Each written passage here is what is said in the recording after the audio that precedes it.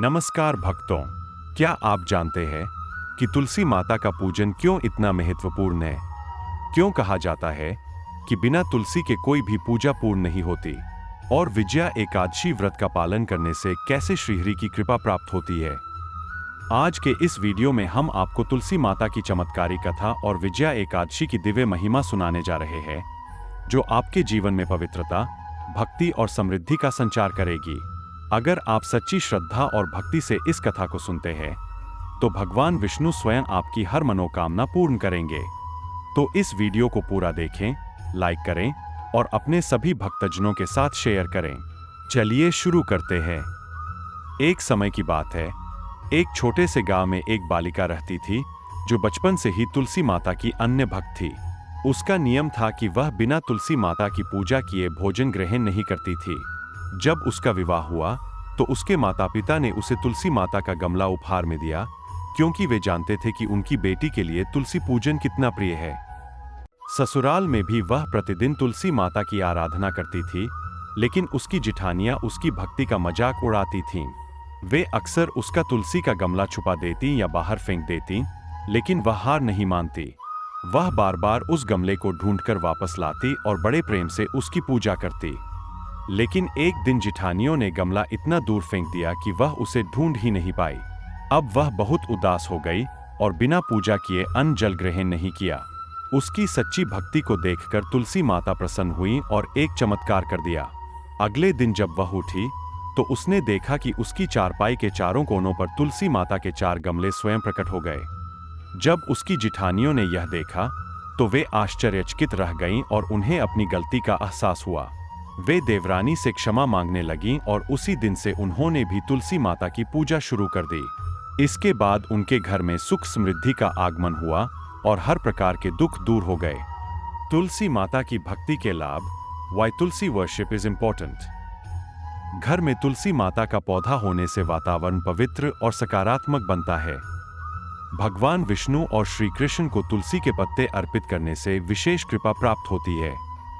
जो भी भक्त तुलसी माता की पूजा करता है, उसके सभी पाप नष्ट हो जाते हैं। तुलसी माता के घर में रहने से धन, समृद्धि और सौभाग्य बना रहता है। एक बार धर्मराज युधिष्ठिर ने भगवान श्री कृष्ण से पूछा, हे माधव, कौन सा व्रत है जो समस्त पापों का नाश करता है और विजय प्राप्ति का मार्ग प्रशस्त करता है? भगवान श्री कृष्ण ने कहा, हे धर्मराज, विजया एकादशी का व्रत अति पुण्यदायी है। यह केवल पापों से मुक्ति ही नहीं, अपितु समस्त क्लेशों को दूर कर विजय श्री भी प्रदान करता है। विजया एकादशी की दिव्य महिमा। महाभारत काल में जब भगवान श्री कृष्ण पांडवों के महल में पहुंचे, तब धर्मराज युधिष्ठिर ने उनसे पूछा, हे माधव, कौन सा व्रत है जो समस्त पापों का नाश करता है और विजय प्राप्ति का मार्ग प्रशस्त करता है? विजया एकादशी का व्रत अति पुण्यदायी है। यह केवल पापों से मुक्ति ही नहीं, अपितु समस्त क्लेशों को दूर कर विजय श्री भी प्रदान करता है। भगवान श्री कृष्ण ने आगे बताया कि एक बार देवर्षि नारद जी ने ब्रह्मा जी से यही प्रश्न किया था। तब ब्रह्मा जी ने कहा, हे नारद, विजया एकादशी का पालन करने से व्यक्ति को अपार पुण्य की प्राप्ति होती है। यह एकादशी राजाओं को विजयश्री प्रदान करने वाली है। प्राचीन काल की बात है, जब भगवान श्री राम माता सीता और लक्ष्मण जी के साथ 14 वर्षों के वनवास में थे, तब रावण ने छलपूर्वक माता सीता का अपहरण कर लिया था। इसके बाद श्री राम माता सीता की खोज में भटकते हुए जटायु से मिले, जिसने उन्हें रावण का पता बताया। इसके बाद उन्होंने कबंध राक्षस का वध किया और सुग्रीव से मित्रता की। हनुमान जी को माता सीता की खोज के लिए लंका भेजा गया। उन्होंने लंका जाकर सीता माता को श्री राम की मुद्रिका दी और फिर लंका दहन करके वापस लौटे। हनुमान जी से सारी जानकारी प्राप्त कर श्री राम ने समुद्र पार करके लंका जाने का निश्चय किया। जब श्री राम अपनी वानर सेना के साथ सागर तट पर पहुंचे, तो उन्होंने सोचा कि यह विशाल समुद्र कैसे पार किया जाए। समुद्र में अनेक भयानक जीव जंतु थे, जो किसी भी नाव या पुल को नष्ट कर सकते थे। यह देखकर श्री राम चिंतित हो गए। तब उन्होंने लक्ष्मण जी से कहा, हे सुमित्रा नंदन, यह समुद्र बहुत विशाल और गहरा है। इसे पार करने का कोई उपाय सूझ नहीं रहा। लक्ष्मण जी ने उत्तर दिया, हे प्रभु, इस द्वीप में एक परम तपस्वी मुनि बगदालभ्य रहते हैं। हमें उन्हीं से इसका समाधान पूछना चाहिए। श्री राम लक्ष्मण जी के साथ मुनि के आश्रम पहुंचे और उन्हें प्रणाम किया। मुनि ने पहचान लिया कि यही भगवान विष्णु के अवतार श्री राम हैं। आपका इस आश्रम में आगमन किस उद्देश्य से हुआ है? मैं लंका जाकर रावण का संहार करना चाहता हूं, लेकिन यह समुद्र मेरी राह में बाधा बना हुआ है। कृपया कोई उपाय बताइए जिससे हम इस विशाल सागर को पार कर सकें।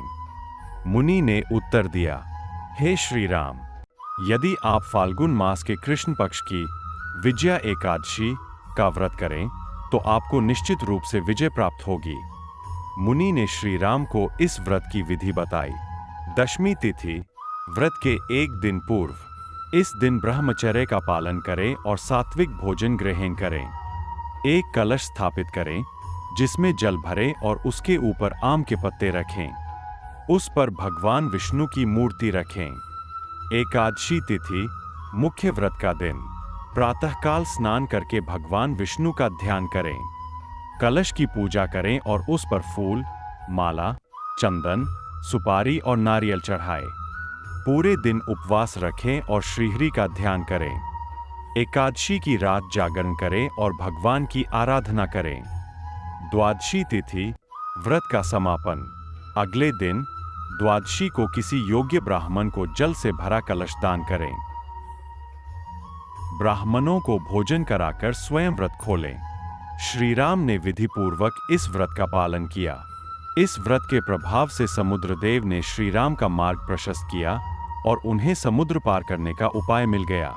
उन्होंने नल और नील की सहायता से राम सेतु का निर्माण किया और अपनी सेना के साथ लंका पहुंच गए।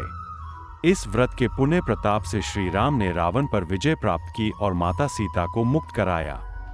भगवान श्री कृष्ण ने युधिष्ठिर से कहा, हे धर्मराज, जो व्यक्ति इस व्रत का पालन करता है वह समस्त पापों से मुक्त होकर मोक्ष को प्राप्त करता है।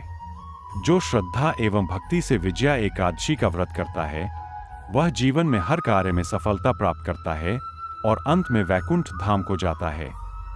इस कथा से हमें यह शिक्षा मिलती है कि विजया एकादशी केवल व्रत नहीं बल्कि एक आध्यात्मिक यात्रा है जो हमें हमारे लक्ष्य तक पहुंचाने में सहायता करती है।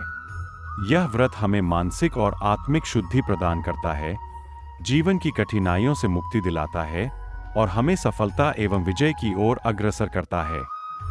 जो भी इस कथा को सुनता या पढ़ता है उसे अक्षय पुण्य की प्राप्ति होती है। अतः हमें भी इस पावन व्रत को श्रद्धा और निष्ठा से करना चाहिए और भगवान श्रीहरि की कृपा प्राप्त करनी चाहिए। प्रेम से बोलिए श्री तुलसी माता की जय। चैनल को सब्सक्राइब करें और बेल आइकन दबाएं ताकि आप हमारी हर नई वीडियो को सबसे पहले देख सकें। हरि बोल।